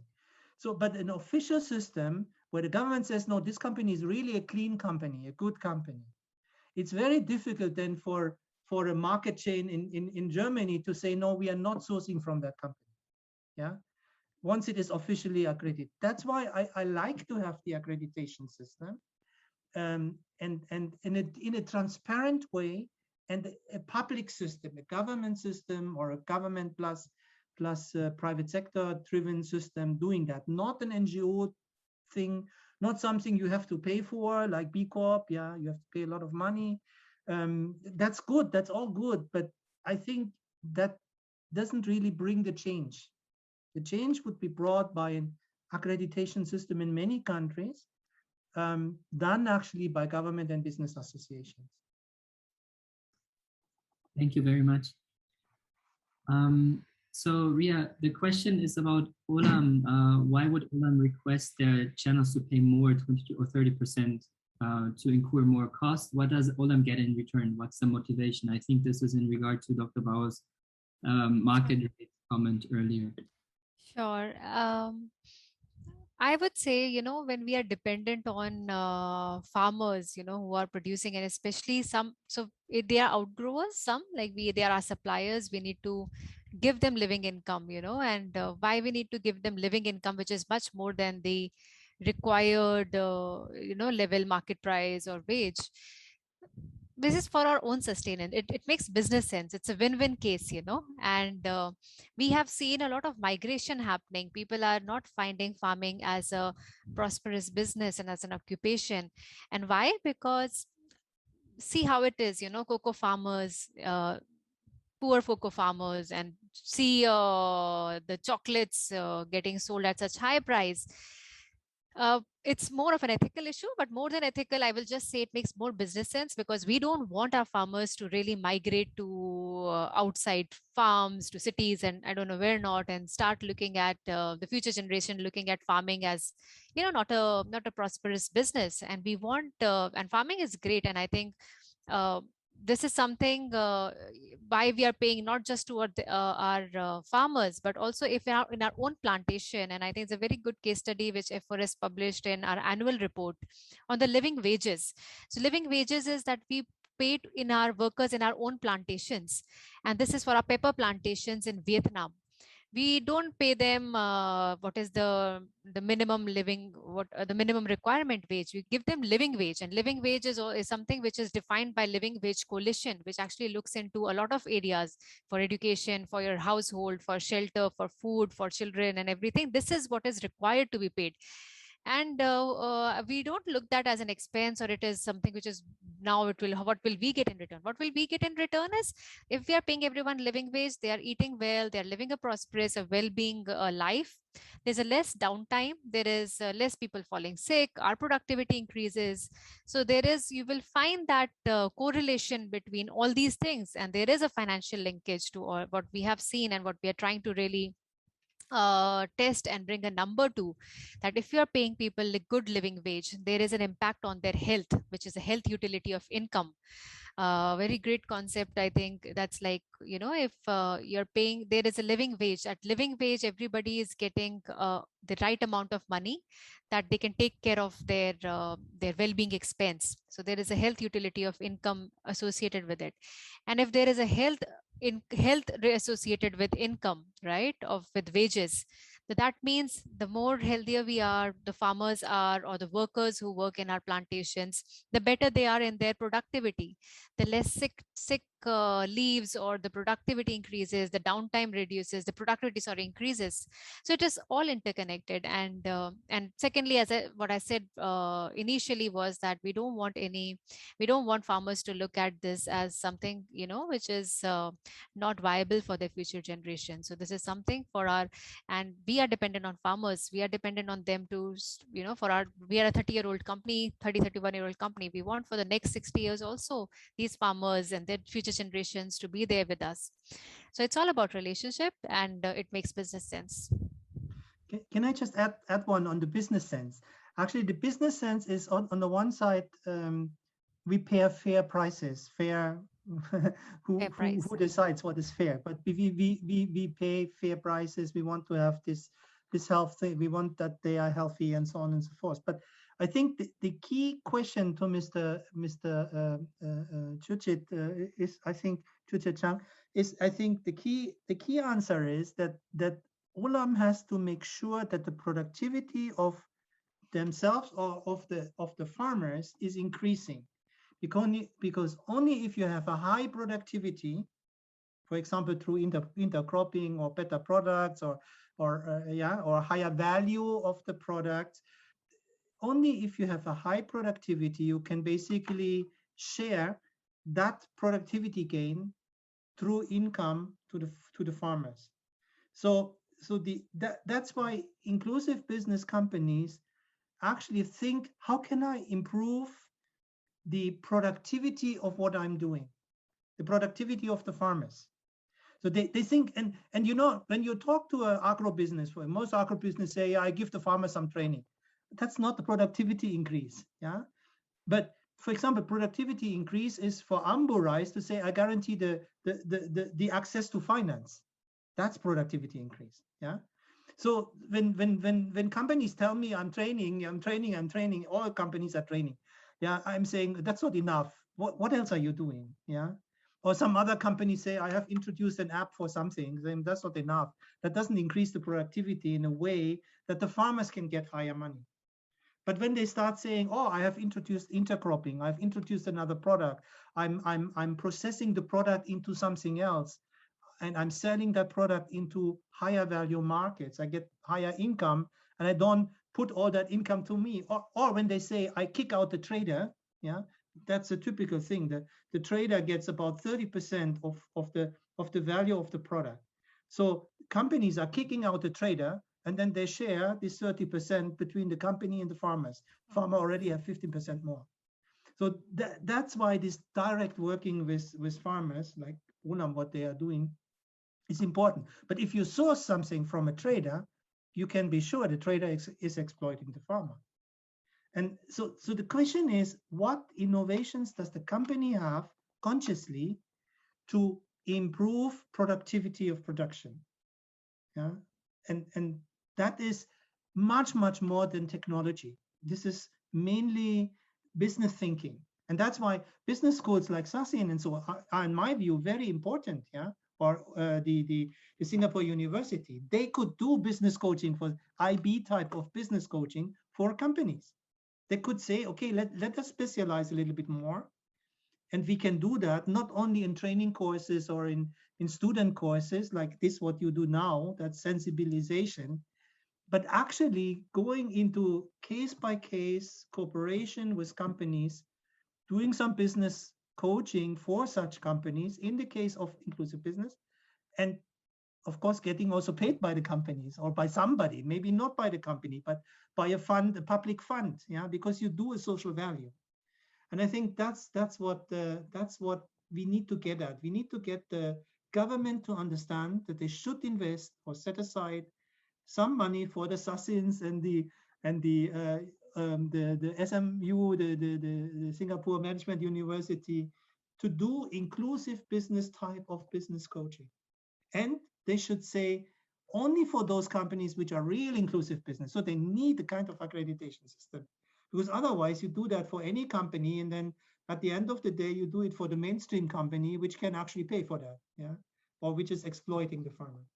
So the exploitation is not because people want to squeeze the farmers. Most people don't want. I don't know many real entrepreneurs who want to squeeze or be bad to farmers. It's just they don't have any idea to be more innovative, to increase their productivity. That's the problem. And that's where you can get them, because a businessman or woman is mostly very proud. They say, yes, I find a solution. Yes, I'm a good businessman. Yeah. So if you catch them there, you say, you are much better than you think. Yeah. You can do much better for this society. They come up with some ideas, and sometimes they don't have the ideas because they don't have the expertise on what is this market of the poor. They have never worked with the poor. They always work with middle class and rich people. So you need some expertise there. You need, people like many, yeah, me or whatever, who know what the poverty experts basically, yeah, or this is a very different skill than a normal SME expert, yeah, and I think that's where we have chance for the future to come closer. Government is setting up some funds for the Sasins and Singapore Management University. You do some business coaching. Business associations are pushing their members to do more inclusive business. That's how we can come together. Thank you very much. I think this is a great summation of our whole webinar series, basically, because you mentioned two aspects which we are definitely wanting to highlight with the series. Is an ecosystem building approach, spreading knowledge, spreading the information about inclusive business, about systemic thinking, as well as highlighting good business practices through companies like Olam, Golden Sunline, Jazzberry Rice in prior examples, or consulting services like Moss Consult and Capital. I think you're definitely on the right track. We at Sasin SEC, for example, we are partnering up with a fairly big Thai foundation, not with the government, but like a very renowned foundation to develop and deliver business consulting or startup consulting services to be directly integrated in their ventures. So you have there the linkage between sustainability and in IB, as well as the core concepts of business. And I think this is the takeaway we hope we were able to transmit to everybody, that any sustainability considerations should not be considered a cost, but as Ria put it earlier, an investment into the future and an opportunity for innovation and business growth. With that, I would like to thank you both for being part of this very insightful panel.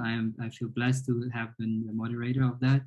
And if you have any last things you would like to highlight for the near future to share with the audience, please go ahead. Thank you, Rafael, and thank you, Dr. Bauer.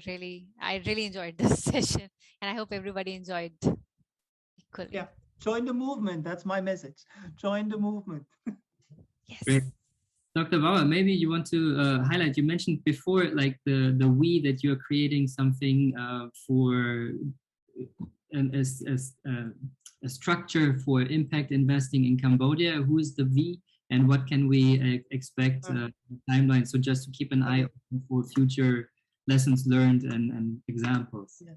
The we is basically the Ministry of Industry in Cambodia, Ministry of Industry, Science, Technology, and Innovation. together with many stakeholders. We just did, actually the government of Cambodia has done a strategy on inclusive business, which is already approved by the ministry, but now it will be even approved by the cabinet, high level, yeah. So that strategy has 8 key actions. We have an action plan already. The we is 36 institutions in Cambodia, which are working together to implement that action plan. One area of that action plan is the establishment of this risk reduction and social innovation fund. And here we are the Ministry of Finance or Ministry of Economy and Finance, the